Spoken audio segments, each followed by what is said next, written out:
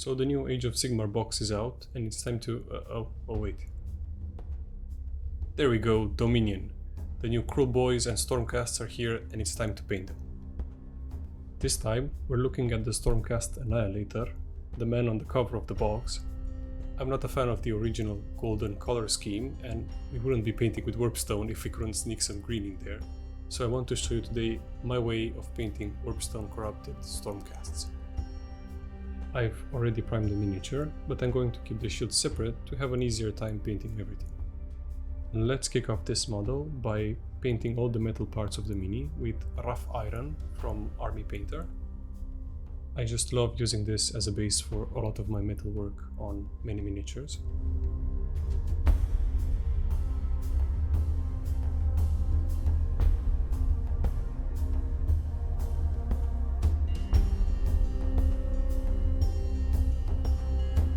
This is what it looks like when it's dried.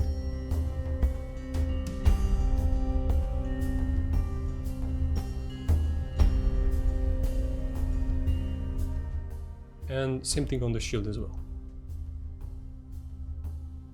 To mute the color a bit, I cover everything with a coat of Coelia Greenshade.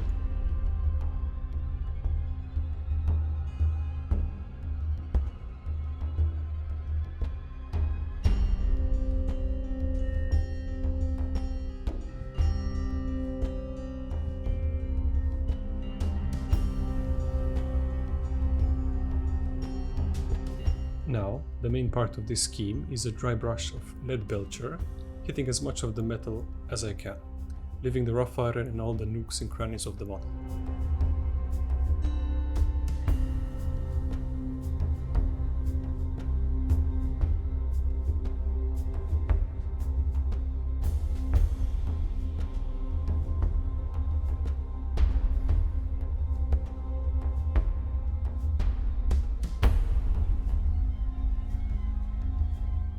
This leaves us with a scratched, worn look that fits our theme more.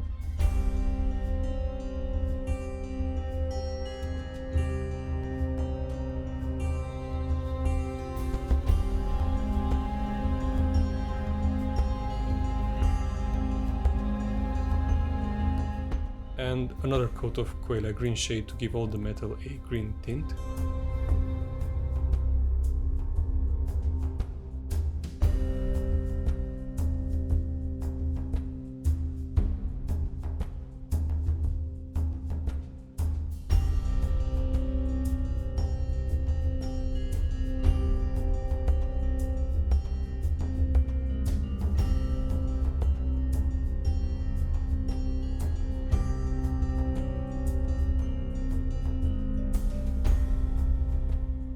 Time to work on some details, starting with all the leather belts that get a coat of Rhinox Hide.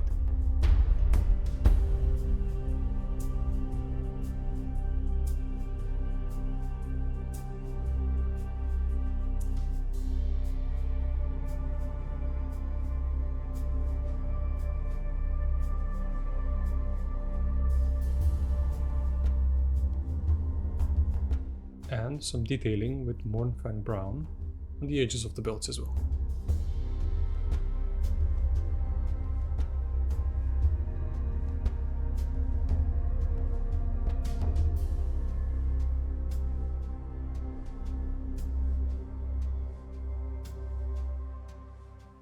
Now I'm using Incubi Darkness on the shoulder panels, the hammer handle, the banner on his backside, and the several joints where his pajamas are showing underneath the armor.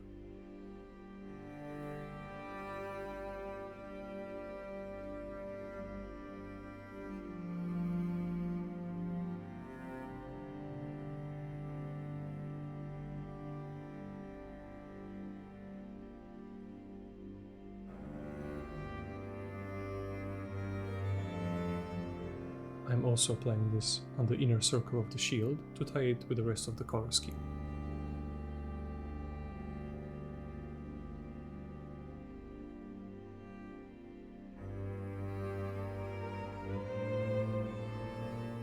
Moving the color away from blue and closer to green, I layer on Kabalite Green on all the areas with Incubi Darkness on them.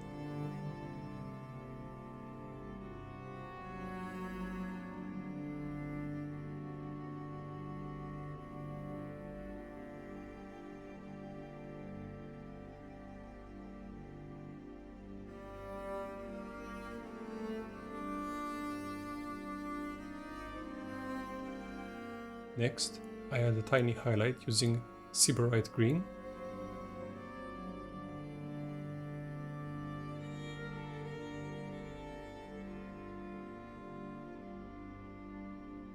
And now let's focus on the face for a bit, starting with the base of Rakarth Flesh.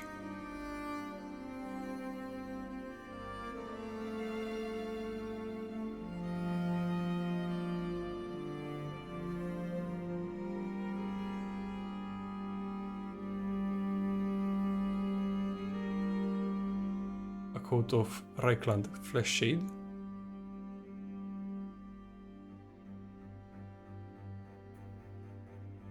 And highlights on the head and face using Deepkin Flesh.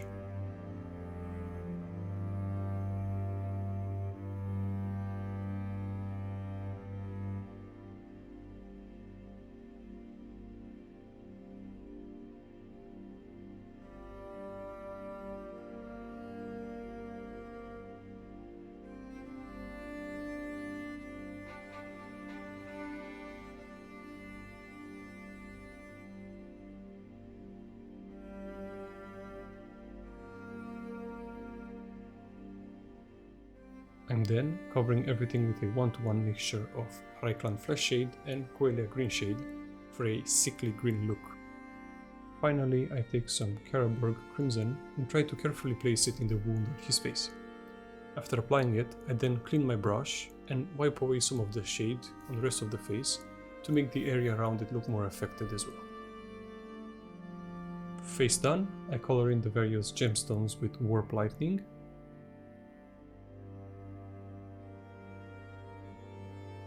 And I go over them with Waystone Green to give them a bit more shine.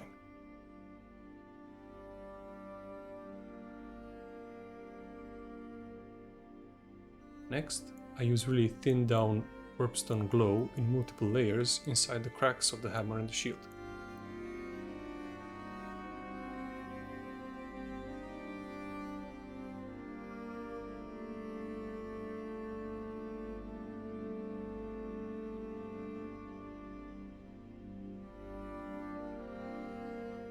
And also for the writing on his banner.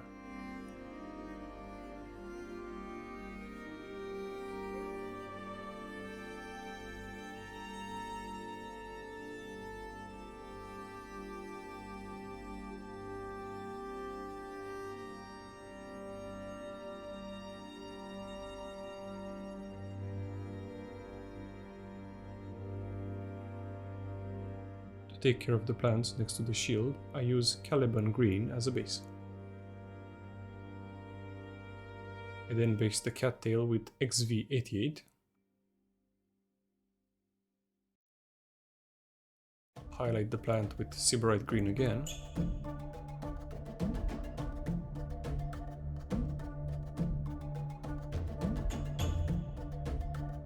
And highlight the cattail with Dryad Bark.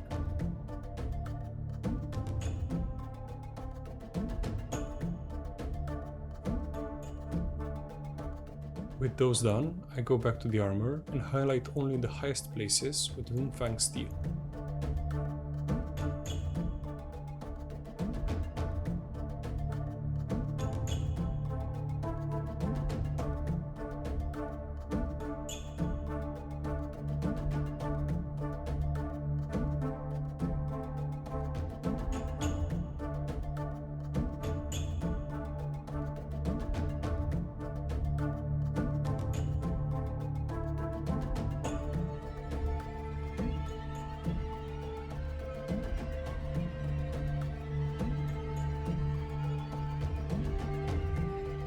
This time I'm using Stirland Mud to cover the entire base and make sure to leave the base holes unobstructed.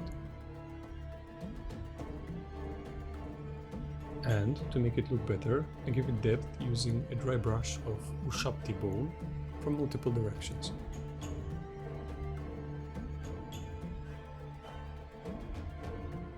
I add the shield to the base and notice the stone on it looks really awful in this setting, so I fix it by basing it with Dryad Bark and then dry brushing on it with Ushabti Bone again. This is what it looks like with everything assembled.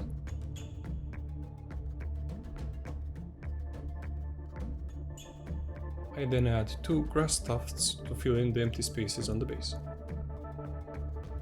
To wrap things up, I paint the rim of the base with Steel Legion Drab,